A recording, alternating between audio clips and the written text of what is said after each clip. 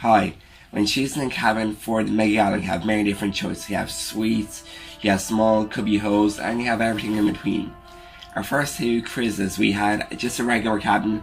It was a 2-person cabin, but with bunk beds, so we had it for 4 people. Pretty small, pretty cramped, and because of that, we decided to get a bigger cabin in this cruise. So we have a cabin for 4 people with windows, and it's one of the largest ones at this price point. It's cabin number 4007. And let me talk to you a bit through the cabin. When you walk in, you see a large room, and here you have 2 double bunk beds, a large shelving unit on the right hand side.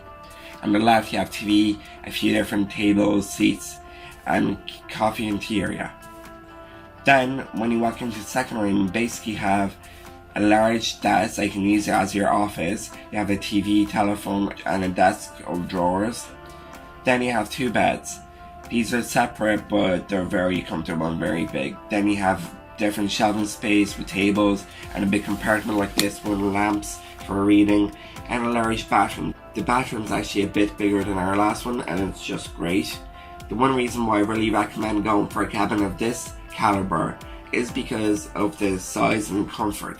Our last one was nice for sleeping and it was fine, but if we were to spend time there during the day, all 4 adults, it was a bit cramped, and it got cramped. So we used to spend a lot of time upstairs in the lounges and the different areas such as Captain's Club.